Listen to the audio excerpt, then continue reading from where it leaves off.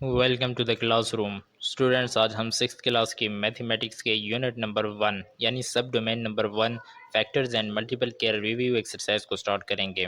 Review exercise में हमारे पास first question है और इसकी स्टेटमेंट है each of the following question is followed by four suggested option. यानी कहा जा रहा है कि नीचे आपको जितने भी क्वेश्चन दिए गए हैं उनके साथ चार सजेस्टेड ऑप्शन, चार ऑप्शंस दिए गए हैं। In each case select the correct option. आपने उन चारों ऑप्शन में से एक ऑप्शन को, जो करेक्ट ऑप्शन है, उसे करेक्ट टिक करना है, उसे चूज करना है। तो ये मल्टीपल चॉइस क्वेश्चंस हैं। पार्ट नंबर 1 हमें दिया गया है और इसकी स्टेटमेंट है, a number which divides the dividend completely is called dash. यानी अगर एक नंबर अपने डिवाइडेंड को कम्प्लीटली डिवाइड कर लेता है, कोई भी रिमाइंडर नहीं बचता, तो इसे हम क्या कहते हैं। फॉर एग्जांपल हमारे पास एक नंबर है 12 और इसे हम डिवाइड कर रहे हैं 4 पे, तो 4 3 12 हो गया। अब नीचे रिमाइंडर में कुछ भी नहीं बचा, तो ये जो अंदर का नंबर होता है इसे हम डिवाइडेंड बोलते हैं, डिविडेंड। और ये बाहर का ये डिवाइज़र होता है। तो कोई भी डिवाइज़र अगर अपने डिविडेंड को कंप्लीट डिवाइड करता है, नीचे रिमाइंडर में कुछ नहीं बचता, तो इस वाले नंबर को हम क्या बोलते हैं, इसे हम बोल सकते हैं ये फैक्टर है। तो यही यहाँ पर हमें यही पूछा गया है कि कोई भी नंबर अपने डिविडेंड को अगर कंप्लीटली डिवाइड करता है तो इसे हम फैक्टर बोल सकते हैं। तो ये हमारे पास करेक्ट ऑप्शन है। सेकेंड पार्ट है और इसकी स्टेटमेंट है zero is the multiple of every number. यानी कहा जा रहा है कि ज़ीरो हर एक नंबर का मल्टीपल होता है, एक्सेप्ट, सिवाय कौन से नंबर के, सिवाय इटसेल्फ। यानी ज़ीरो अपने ही नंबर का मल्टीपल नहीं होता, बाकी हर एक नंबर का मल्टीपल होता है। थर्ड पॉइंट हमें दिया गया है और इसकी स्टेटमेंट है any given number is even. यानी हमें कहा जा रहा है कि हमें कोई भी नंबर दिया जाएगा तो वो इवन होगा। किस वजह से, if the digit on it's one place is the multiple of dash. यानी अगर कोई भी हमें नंबर दिया गया है, फॉर एग्जांपल हमें एक नंबर दिया गया है, हमने इसके वंस प्लेस को देखना है। ये वंस होता है, ये टेंस, ये हंड्रेड और ये थाउजेंड होता है। तो हमने इसके वन प्लेस को देखना है कि इसके वन प्लेस में अगर कोई ऐसा नंबर है जो टू का मल्टीपल है। फॉर एग्जांपल यहाँ पर 8 है, तो ये 8 टू का मल्टीपल हो सकता है। यहाँ पर अंदर 8 लिखेंगे, बाय 2 लिखेंगे, 2 4 8। ये कम्प्लीटली डिवाइड कर देता है, तो इसका मतलब है 2 क्या है, ये मल्टीपल्स बन सकता है इस 8 का। तो कोई भी ऐसा नंबर जो जिसके लास्ट में यानी वंस प्लेस में ऐसा नंबर दिया गया हो जो टू का मल्टीपल हो, तो हम इसे क्या कह सकते हैं, वो एक इवन नंबर है। तो इसलिए हमारे पास जो सेकंड नंबर का ऑप्शन है ये करेक्ट है, हमने इसे टिक कर दिया है। नेक्स्ट पार्ट हमारे पास है पार्ट नंबर 4 और इसकी स्टेटमेंट है एनी नंबर इज ऑड। यानी कोई भी नंबर ऑड होगा if the digit on it's one place is not multiple of dash. अगर उसके जो वन प्लेस पर जो हमें डिजिट दिया गया हो वो किस चीज़ का मल्टीपल ना हो। तो फॉर एग्जांपल हमारे पास एक नंबर है 8693। अब आप देख सकते हैं ये वंस है, ये टेंस, ये हंड्रेड और ये थाउजेंड है। तो वंस प्लेस पर कोई ऐसा नंबर होना चाहिए कि जो टू का मल्टीपल ना हो, क्योंकि टू का मल्टीपल जो होता है वो हमारे पास इवन नंबर होता है। अगर टू का मल्टीपल ना हो तो वो हमारे पास क्या नंबर होगा, ऑड नंबर होगा। तो इसलिए हमारे पास जो सेकंड नंबर का ऑप्शन है ये करेक्ट है। यानी कोई भी ऐसा नंबर ऑड होगा जिसका जो वंस प्लेस का जो डिजिट है वो टू का मल्टीपल ना हो। यहाँ पर जैसे कि आपको थ्री नज़र आ रहा है, तो थ्री जो है ये टू का मल्टीपल नहीं हो सकता, टू के टेबल पर डिवाइड नहीं हो सकता। तो इसलिए ये क्या है, ये एक ऑड नंबर है, इवन नहीं हो सकता। पार्ट नंबर 5 हमें दिए गए है और इसकी स्टेटमेंट है a composite number can always be express. यानी कोई भी कंपोजिट नंबर होगा उसे हम कैसे एक्सप्रेस करते हैं, कैसे हम उसे बयान करते हैं, as a dash of two number. यानी वो दो नंबर का क्या होता है, दो प्राइम नंबर्स का क्या होता है, डिफर प्रोडक्ट होता है, डिफरेंस होता है, सम होता है, क्या चीज़ होता है। कोई भी कंपोजिट नंबर वो क्या होता है, यानी दो कंपोजिट नंबर को मल्टीप्लाई करके आपस में बनाया जाता है, या उन्हें सब्ट्रैक्ट करके बनाया जाता है, या उन्हें प्लस करके बनाया जाता है। तो यहाँ पर जो हमारे पास करेक्ट ऑप्शन है वो हमारे पास सी है, यानी सम ऑफ टू प्राइम नंबर्स होता है, और यही हमारे पास करेक्ट ऑप्शन था। नेक्स्ट पार्ट हमारे पास है पार्ट नंबर 6 और इसकी स्टेटमेंट है a number neither prime nor composite is dash. यानी कोई ऐसा नंबर हमें बताएं जो ना कंपोजिट हो और ना प्राइम हो, तो वो कौन सा नंबर होता है। तो हमें पता है कि वन ऐसा ही एक नंबर है जो ना तो प्राइम होता है और ना कंपोजिट नंबर होता है। नेक्स्ट पार्ट हमारे पास पार्ट नंबर 7 और इसकी स्टेटमेंट है the product of factors of a given number is always equal to dash. यानी हमें कहा जा रहा है कि किसी भी फैक्टर्स का अगर हम प्रोडक्ट लें किसी नंबर के हमारे पास फैक्टर्स थे, उनका हमने प्रोडक्ट ले लिया, यानी उन्हें आपस में मल्टीप्लाई कर लिया, तो वो किस चीज़ के इक्वल होंगे, तो ऑब्वियसली वो जैसे कि आपको पता है कि प्राइम नंबर्स के इक्वल होते हैं। तो यहाँ पर हमने इसे सर्कल कर दिया है क्योंकि प्राइम नंबर्स हमारे पास एक करेक्ट ऑप्शन है।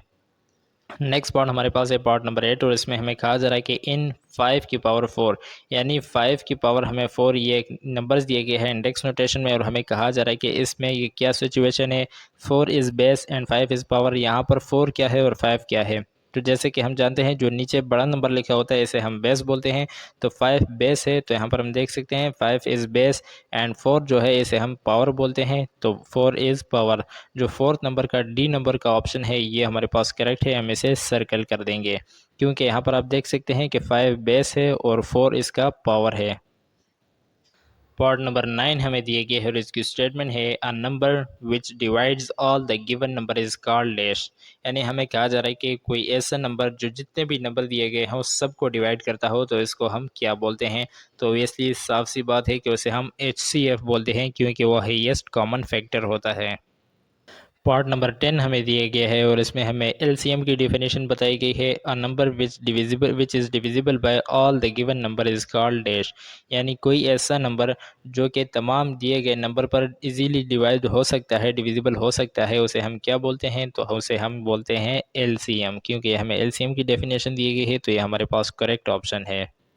इसी एक्सरसाइज का हमें क्वेश्चन नंबर 2 दिया गया है और क्वेश्चन नंबर 2 में डिफरेंट पार्ट्स हैं और इसमें डेफिनेशंस हमसे पूछी जा रही हैं। तो पार्ट नंबर 1 में हमसे जो डेफिनेशन पूछी जा रही है वो है define factors and give an example, यानी हमें कहा जा रहा है कि फैक्टर्स जो होते हैं उनकी डेफिनेशन करनी है आपने और उनमें से एक एग्जाम्पल भी आपने प्रोवाइड करना है। तो चलिए इसे सॉल्व करते हैं। फैक्टर की डेफिनेशन हमारे पास होती है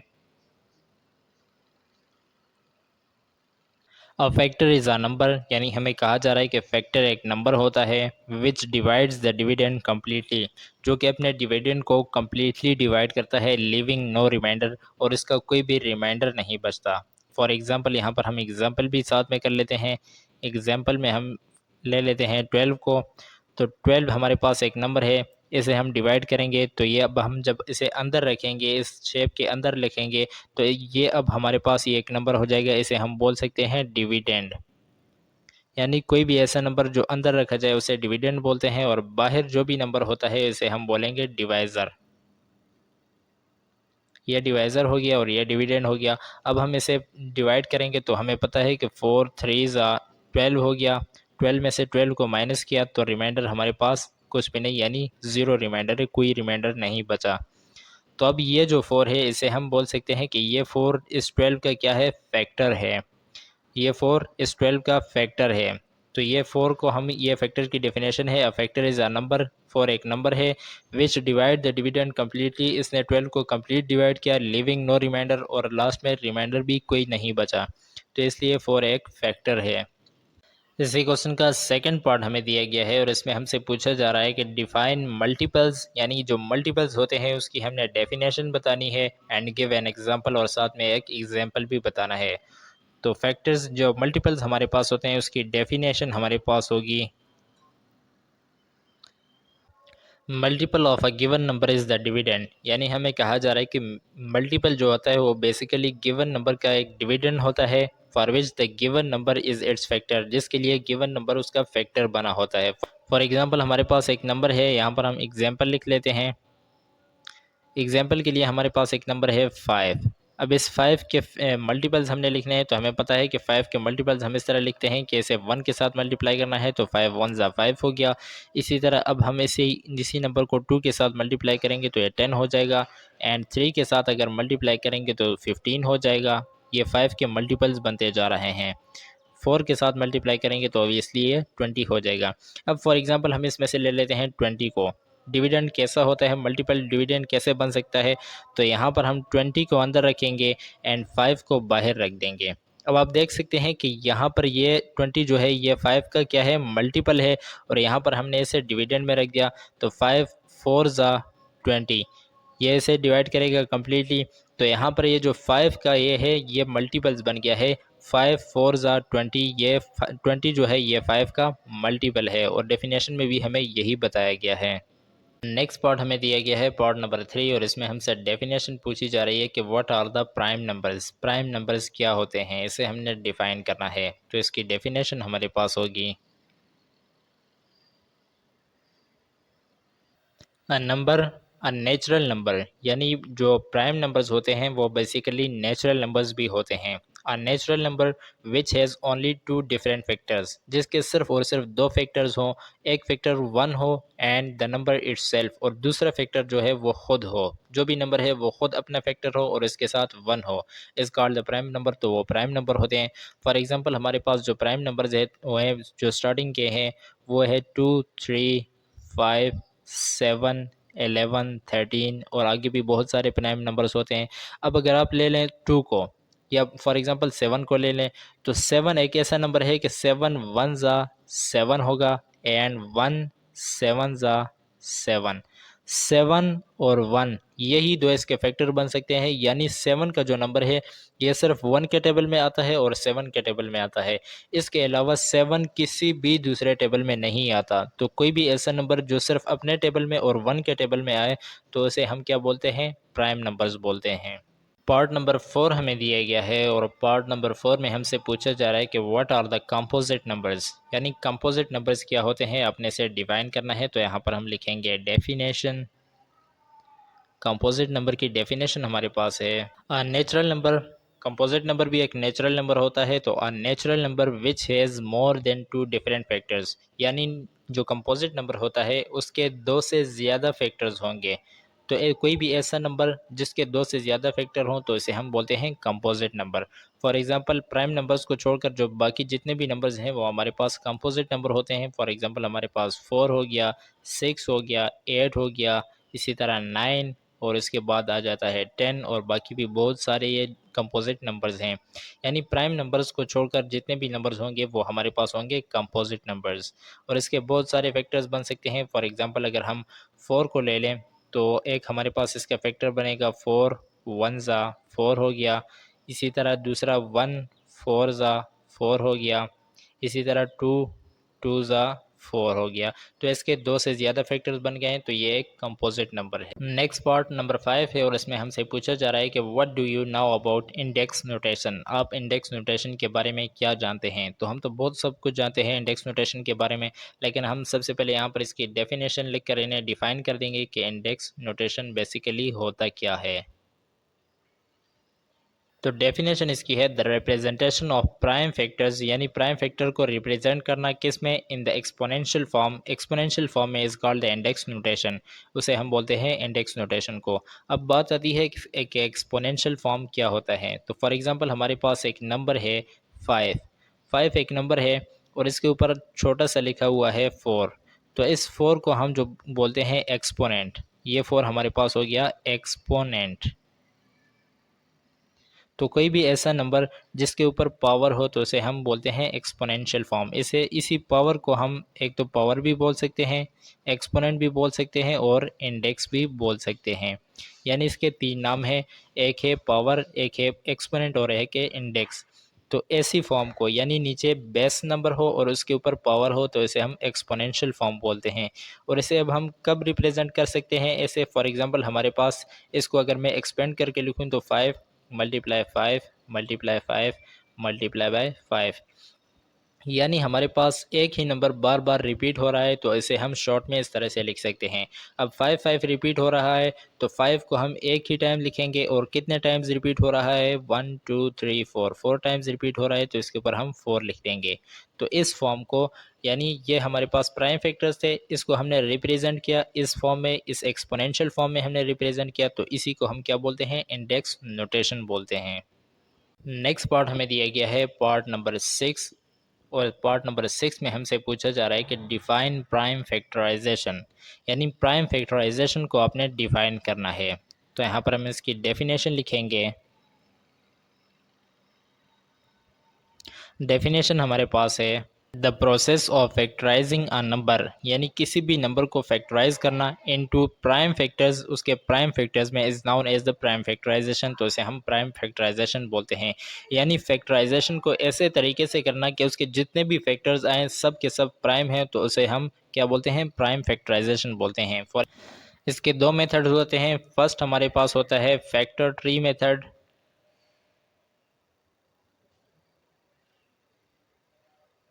फैक्टर ट्री मेथड होता है, और दूसरा हमारे पास होता है डिवीजन मेथड।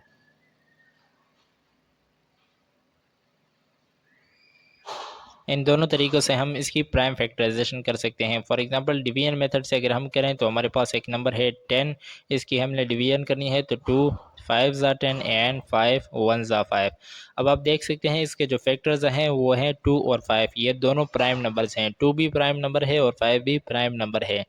तो इसकी फैक्टराइजेशन, किसी भी नंबर की फैक्टराइजेशन ऐसे तरीके से करना कि उसके जो जितने भी फैक्टर्स आए वो सब के सब प्राइम नंबर्स हों, तो इसे हम प्राइम फैक्टराइजेशन बोलते हैं। नेक्स्ट पार्ट हमें दिया गया है पार्ट नंबर 7, और इसमें हमसे पूछा जा रहा है कि डिफाइन HCF, यानी आपने हाईएस्ट कॉमन फैक्टर HCF को डिफाइन करना है। तो इसकी डेफिनेशन हम यहाँ पर लिखेंगे। HCF की डेफिनेशन हमारे पास है HCF ऑफ टू और मोर नंबर्स, यानी HCF हमेशा दो या दो से ज़्यादा नंबर्स का हम निकालते हैं। तो HCF ऑफ टू और मोर नंबर इज़ द ग्रेटेस्ट और हाईएस्ट नंबर, वो एक ग्रेटेस्ट और हाईएस्ट नंबर होता है, यानी बड़ा नंबर होता है, विच divides all the given numbers, जो तमाम नंबर्स को डिवाइड कर लेता है, इजीली डिवाइड कर सकता है कम्प्लीटली। यानी HCF हम दो और दो से ज़्यादा नंबर्स का निकालते हैं। फॉर एग्जांपल 20 और 30 का निकालेंगे तो इसका कोई ऐसा नंबर हम डिवाइड करेंगे, यानी अब हम देख सकते हैं कि इसका जो HCF बनेगा हमारे पास, वो हमारे पास होगा 10, यानी 20 और 30 का जो HCF होगा वो 10 होगा। ये 10 ऐसा हाईएस्ट और ग्रेटेस्ट नंबर है जो इन दोनों को, यानी 20 और 30 को कम्प्लीटली डिवाइड कर सकता है। नेक्स्ट एंड लास्ट पार्ट हमारे पास है पार्ट नंबर 8, और इसमें हमसे कहा जा रहा है कि डिफाइन LCM, यानी आपने लीस्ट कॉमन मल्टीपल डिफाइन करना है कि LCM क्या होता है। तो हम यहाँ पर इसकी डेफिनेशन लिखकर इसे डिफाइन करेंगे। डेफिनेशन हमारे पास है LCM की, LCM of two or more number is the smallest of all their common multiples, यानी LCM दो या दो से ज़्यादा नंबरों का एक नंबर होता है जो कि सबसे छोटा होता है उसके कॉमन मल्टीपल्स में। अब इसका क्या मतलब है, फॉर एग्जांपल हमारे पास एक नंबर है 2, 2 के हम यहाँ पर मल्टीपल्स लिख लेते हैं तो 2 1 ज़ा 2 हो गया, 2 2 ज़ा 4, 2 3 ज़ा 6, इसी तरह फिर 8 10 12 14, ये इसके 2 के मल्टीपल्स लिखते जा रहे हैं। इसी तरह अब हम 4 के मल्टीपल्स लिखेंगे तो 4 के हैं 4 1 ज़ा 4, 2 ज़ा 8, 12 16 20, और आगे भी बहुत सारे मल्टीपल्स हैं। तो इसमें से आप देख सकते हैं कि बहुत सारे मल्टीपल जो हैं वो कॉमन है। फॉर एग्जांपल यहाँ पर भी आपको 4 दिख रहा है और यहाँ पर भी 4 है, इसी तरह यहाँ पर 8 है तो यहाँ पर भी 8 है। नेक्स्ट यहाँ पर हमारे पास 12 है तो यहाँ पर भी 12 है। ये बहुत सारे इसके मल्टीपल्स जो हैं वो कॉमन है। लेकिन इन कॉमन मल्टीपल्स में जो सबसे छोटा हो, ये यहाँ पर आप देख सकते हैं कि 4 और 4 ये सबसे छोटे मल्टीपल्स हैं जो कि कॉमन भी हैं और सबसे छोटे भी हैं। तो इनको हम बोलते हैं लीस्ट कॉमन मल्टीपल्स, यानी LCM। तो ये जो 4 हैं ये 2 और 4 में LCM है, यानी लीस्ट कॉमन मल्टीपल्स हैं। इसी एक्सरसाइज का नेक्स्ट क्वेश्चन हमारे पास क्वेश्चन नंबर 3, और इसकी स्टेटमेंट है for an admission test the number of participant in grade 6, grade 7 and grade 8 are 60, 84 and 108। यानी हमें कहा जा रहा है कि एक एडमिशन टेस्ट था और इसमें जो ग्रेड 6 यानी क्लास 6 के जो बच्चे हैं वो 60 थे, यानी 60 स्टूडेंट क्लास 6 के लिए आए, और 7 क्लास के लिए 84 स्टूडेंट आए, और 8 क्लास के लिए 108 यानी 108 स्टूडेंट आए एडमिशन टेस्ट देने के लिए। Find the minimum numbers of participant. अब हमने सबसे कम तादाद में इनकी तादाद फाइंड करनी है पार्टिसिपेंट की, हु कैन सिट इन अ रो, जो कि एक लाइन में बैठ सकें, यानी एक लाइन में कम से कम कितने बच्चे बैठ सकते हैं, हमने उसकी तादाद फाइंड करनी है। तो सबसे पहले हम यहाँ पर लिखेंगे सॉल्यूशन। सॉल्यूशन लिखने के बाद हम क्वेश्चन में से डेटा को लेंगे, तो यहाँ पर हम लिख सकते हैं ग्रेड 6, यानी ग्रेड 6 के जो स्टूडेंट थे वो हमारे पास 60 थे, और इसी तरह ग्रेड 7 के जो स्टूडेंट हमारे पास हैं वो क्वेश्चन के मुताबिक हमें जो दिए गए हैं वो हमारे पास हैं 84, और ग्रेड 8 के हमारे पास स्टूडेंट हैं, ग्रेड 8 हम यहाँ पर लिखेंगे, ग्रेड 8 के 108 यानी 108 स्टूडेंट्स हैं। अब हमने क्या करना है कि इसका सबसे पहले हम HCF फाइंड करेंगे, तो हमारे पास इजीली आ जाएगा कि एक रो में कितने बच्चे बैठ सकते हैं, कितने पार्टिसिपेंट बैठ सकते हैं। तो हम यहाँ पर देख सकते हैं कि 108 सबसे बड़ा नंबर है, 84 उससे छोटा है और 60 सबसे छोटा नंबर है। तो हम सबसे बड़े वाले नंबर को लेंगे, इस तरह की एक लाइन ड्रॉ करेंगे और यहाँ पर हम लिखेंगे 108। इस 108 को अंदर रखेंगे और बाहर हम 84 यानी 108 से जो छोटा नंबर है इसे हम बाहर रख देंगे यहाँ 84 में। अब हम 84 का टेबल पढ़ेंगे तो 84 वन ज़ा 84 हो गया। अगेन नीचे एक लाइन ड्रॉ करेंगे, 108 में से 84 को माइनस करेंगे तो 8 में से 4 को माइनस किया तो आंसर आया 4, 10 में से 8 को माइनस किया तो आंसर आया 2। अब यहाँ पर 24 आ गया। अब हमने क्या करना है, 24 यहाँ का रिमाइंडर है, इसे अगेन हम डिवाइज़र बनाएंगे तो इस तरह की दो लाइंस अगेन ड्रॉ करेंगे। अब यहाँ पर अंदर डिवाइडर की जगह खाली है तो पिछला वाला जो डिवाइज़र है यानी 84 इसे उठाएंगे और यहाँ पर हम लिख देंगे। यहाँ पर अब आ गया है 84 और यहाँ पर है 24। अब हमने तब तक 24 का टेबल पढ़ना है जब तक 84 या इससे छोटी वैल्यू ना आ जाए। हमें पता है कि 24 थ्री ज़ा 72 हो जाता है, तो यहाँ पर हम लिखेंगे 24 थ्री ज़ा 72। अगेन नीचे एक लाइन ड्रॉ करेंगे, 84 में से 72 को माइनस करेंगे, 4 में से 2 को माइनस किया आंसर 2, 8 में से 7 को माइनस किया आंसर आया 1। यहाँ पर 12 आ गया। अब ये 12 रिमाइंडर है तो इसे अगेन हम डिवाइज़र बनाएंगे, इस तरह की दो लाइन्स ड्रॉ की। अब यहाँ पर अगेन डिवाइडेंड की जगह खाली है तो पिछला वाला जो डिवाइज़र था यानी 24 इसे अब हम डिवाइडेंड की जगह पर लिख देंगे। 12 का टेबल पढ़ेंगे तो 12 टू ज़ा 24 हो गया। अगेन नीचे लाइन ड्रॉ करेंगे, 24 में से 24 को माइनस करेंगे तो रिमाइंडर आएगा 0। अब ये दो नंबर तो सोल्व हो गया, 84 और 108 को हमने सोल्व कर दिया। अब रह गया बाकी 60। अब हमने 60 को भी इसी तरह सोल्व करना है तो इसी तरह की एक लाइन ड्रॉ करेंगे और यहाँ पर अंदर हम लिखेंगे 60 और बाहर अब हमने क्या लिखना है, जो यहाँ पिछला वाला डिवाइज़र है इसी को सेम आगे प्रोसीड करेंगे तो यहाँ पर हम इसी वाले 12 को बाहर लिख देंगे। अब 12 का अगेन हम टेबल पढ़ेंगे तो हमें पता है कि 12 फाइव ज़ा 60 हो जाता है, तो यहाँ पर लिखेंगे 12 फाइव ज़ा 60, 60 में से 60 को माइनस किया तो रिमाइंडर आया 0। अब जो ये लास्ट डिवाइज़र होता है हमारे पास, यही हमारे पास आंसर होता है, यानी ये जो 12 है यही हमारे पास आंसर है। हम यहाँ पर लिख सकते हैं 12। 12 participants can sit in a single row, यानी 12 जो उम्मीदवार हैं, 12 जो स्टूडेंट्स हैं वो एक रो में बैठ सकते हैं और यही हमारे पास आंसर है।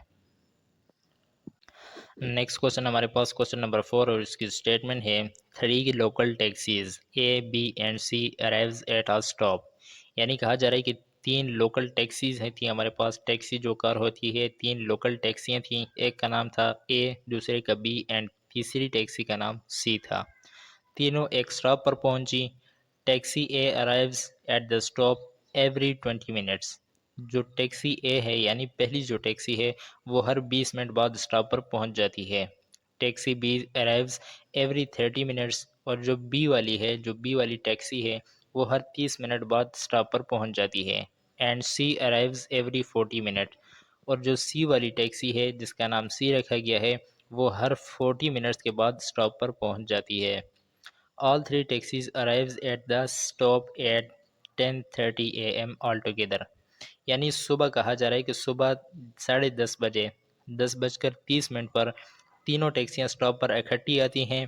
What time will three taxis arrives the stop again? यानी कहा जा रहा है कि 10:30 पे तो पहली मरतबा वो सब एक साथ इकट्ठे स्टॉप पर आ जाती हैं। अब दूसरी मरतबा जब वो तीनों टैक्सीज इकट्ठी होंगी, स्टॉप पर इकट्ठी आएंगी, तो इस टाइम क्या टाइम हो रहा होगा। तो इसके लिए हम क्या करेंगे, सॉल्यूशन लिखेंगे यहाँ पर सबसे पहले एंड देन इसे हम लॉन्ग डिवीजन मेथड से इसका एलसीएम लेंगे। तो हम इस तरह की दो लाइंस ड्रॉ करेंगे एंड यहाँ पर तीनों के टाइम्स लिख देंगे। टैक्सी ए कितने टाइम बाद आती है, वो है 20 मिनट बाद। टैक्सी बी जो है वो 30 मिनट बाद और टैक्सी सी 40 मिनट बाद स्टॉप पर पहुंचती है। तो अब हम यहाँ पर टू का टेबल यूज़ करेंगे। 2 10 ज़ा 20, 2 1 ज़ा 2, 2 5 ज़ा 10 हो गया। इसी तरह अगेन 2 2 ज़ा 4 और ये 0 साथ में same as it is. Again नीचे एक लाइन ड्रॉ करेंगे। 2 5 ज़ा 10 और 15 2 के टेबल पर डिवाइड नहीं हो सकते तो इसे सेम एज इट इज़ लिखा। एंड अब यहाँ पर 2 है तो 2 10 ज़ा 20 हो जाएगा। अगेन नीचे लाइन ड्रॉ करेंगे। 5 सेम एज इट इज़ नीचे आ गया, 15 भी सेम एज इट इज़ नीचे और 2 5 ज़ा 10 हो गया। अगेन नीचे एक लाइन ड्रॉ करेंगे। 3 का टेबल यूज़ करेंगे। 5 सेम एज इट इज़ नीचे, 15 3 5 ज़ा 15 हो गया, एंड ये 5 भी सेम एज इट इज़ नीचे। अगेन नीचे एक लाइन ड्रॉ की, 5 का टेबल यूज़ किया, 5 1 ज़ा 5, 5 1 ज़ा 5 एंड 5 1 ज़ा 5। अब यहाँ पर हम देख सकते हैं कि हमारे पास साइड पे फैक्टर्स आ गए हैं, तो इन्हें हम आपस में मल्टीप्लाई कर देते हैं। तो यहाँ पर लिखेंगे LCM। LCM हमारे पास क्या आएगा, यहाँ पर हम लिख सकते हैं कि प्रोडक्ट ऑफ ऑल फैक्टर, यानी प्रोडक्ट ऑफ ऑल फैक्टर्स का मतलब ये है कि ये जितने फैक्टर्स आए हैं इन सबको आपस में मल्टीप्लाई करना है। तो फैक्टर्स हमारे पास हैं 2 मल्टीप्लाई 2 मल्टीप्लाई 2। तो यहाँ पर हम लिखेंगे 2 multiply 2 multiply 2 multiply 3 and 5 last में है, तो 3 एंड 5 को हम लास्ट में लिख लेंगे। इन सब को आपस में मल्टीप्लाई करेंगे तो हमारे पास आंसर आएगा 120। यानी इसका मतलब ये है कि तीनों टैक्सीज जब दोबारा स्टॉप पर इकट्ठी होंगी तो वो 120 मिनट गुजर चुके होंगे, 120 मिनट्स उसमें से गुजर चुके होंगे। अब इन्हीं 120 मिनट्स को हम कन्वर्ट कर लेते हैं हॉर्स में, तो यहाँ पर हम लिखेंगे LCM हमारे पास क्या है, LCM हमारे पास आया है 120 मिनट्स। अब ये मिनट्स में है तो इसे हॉर्स में कन्वर्ट करने के लिए 120 को 60 पर डिवाइड कर देंगे। 60 पर डिवाइड करेंगे तो ये ज़ीरो इस ज़ीरो के साथ कैंसिल हो जाएगा, बकिया जो इक्वेशन बनेगी 12 डिवाइड बाई 6।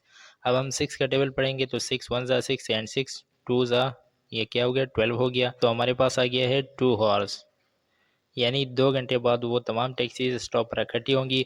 और सुबह वो टैक्सीज जब स्टॉप पर इकट्ठी आई थी तो उस टाइम हो रहे थे 10:30 हो रहे थे AM में, यानी सुबह में। सुबह 10:30 पर वो स्टॉप पर इकट्ठी आई। अब उसमें से हमने 2 घंटों को प्लस कर देना है, तो 10 में हम 2 को प्लस करेंगे तो हमारे पास आंसर आएगा 12। 12:30 पर वो टैक्सियाँ सब इकट्ठी दोबारा जमा होंगी स्टॉप पर, यानी हर 2 घंटे बाद वो स्टॉप पर इकट्ठी जमा होती हैं।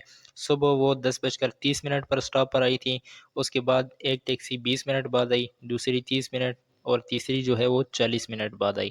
इस तरह ये होते होते जब 12:30 होंगे तो उस टाइम ये तीनों टैक्सियाँ दोबारा स्टॉप पर इकट्ठी पहुँच जाएंगी, और यही हमारे पास आंसर है।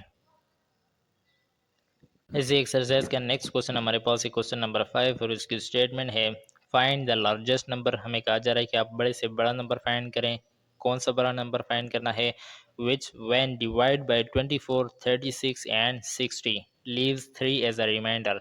यानी कोई भी ऐसा नंबर आपने फाइंड करना है जिसे अगर हम 24 पर 36 पर और 60 पर डिवाइड करें तो रिमाइंडर में यानी लास्ट में जो आंसर बचता है उसमें से 3 बचे, रिमाइंडर में उसके 3 बचे। इन ईच केस यानी हर एक केस में अगर 24 पर डिवाइड करें तो तब भी 3 लास्ट में रिमाइंडर में बचना चाहिए, 36 पर डिवाइड करें तब भी 3 बचना चाहिए, यानी हर एक केस में 3 लाजमी बचना चाहिए रिमाइंडर में।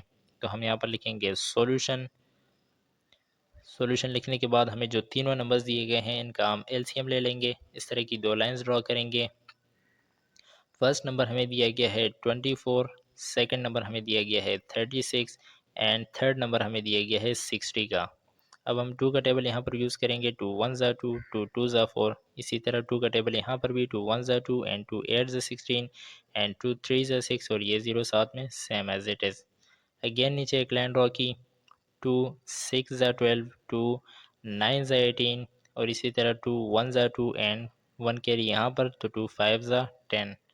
अगेन नीचे एक लाइन ड्रॉ की, अब अगेन 2 का टेबल यूज़ करेंगे तो 2 3 ज़ा 6, 9 2 के टेबल पर डिवाइड नहीं हो सकता, सेम एज इट इज़, और 15 भी same as it is.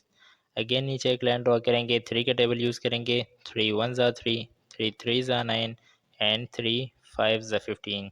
Again 3 का टेबल यूज़ करेंगे, 1 सेम एज इट इज़, 3 1 ज़ा 3 and 5 same as it is.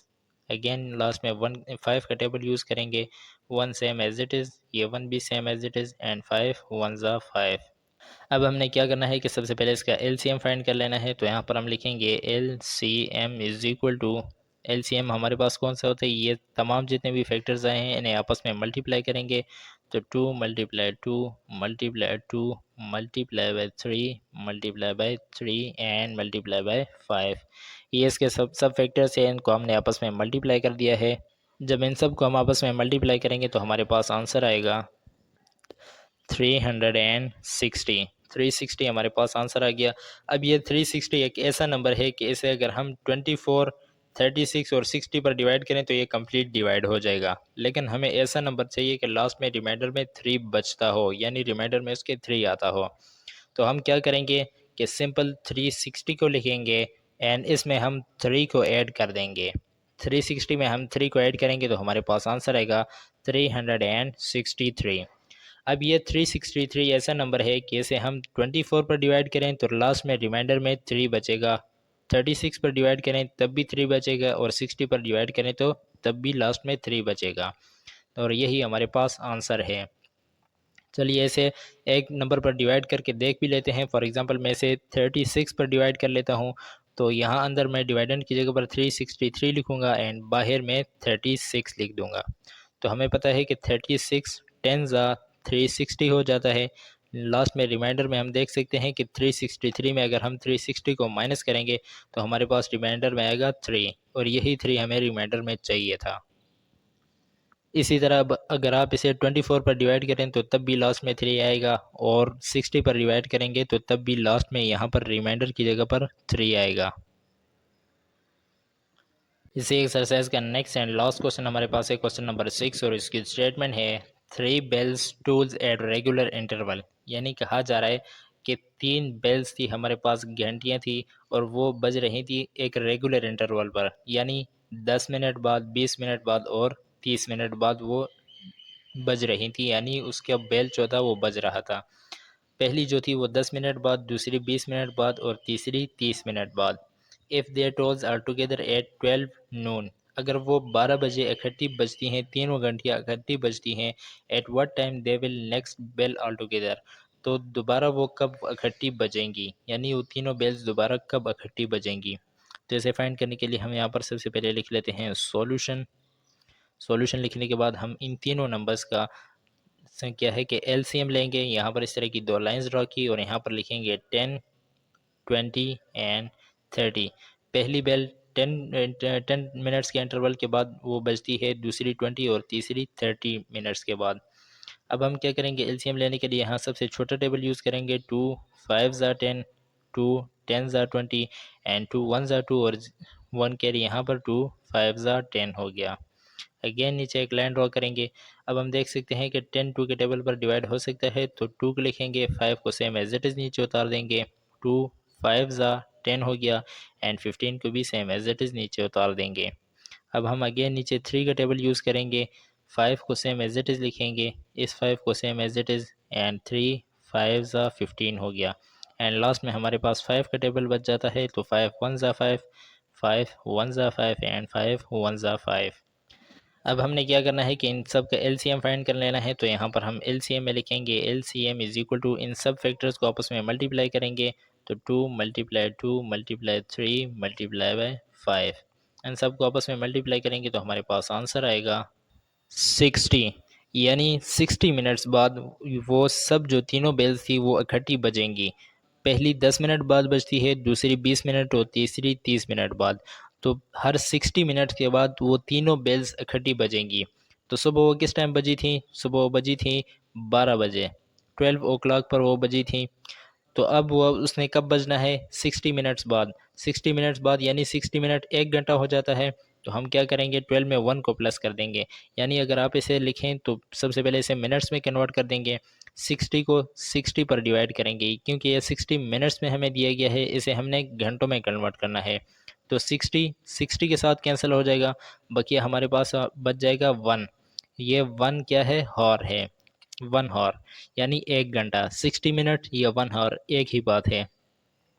अब सुबह के टाइम वो बजी थी किस टाइम? 12 बजे। 12 बजे वो घंटियाँ तीनों इकट्ठी एक साथ में बज गई थी। अब दोबारा जब वो बजेंगी तो 1 घंटे बाद बजेंगी, और 1 घंटे बाद यहाँ पर 12 में अगर हम 1 प्लस करें तो 12 के बाद हमारे पास होता है 1 ओ क्लॉक। तो 1 ओ क्लॉक पर यानी वो दोबारा बजेंगी इकट्ठी। 1 ओ क्लॉक पीएम पर वो दोबारा इकट्ठी बजेंगी तीनों घंटियाँ, और यही हमारे पास आंसर है।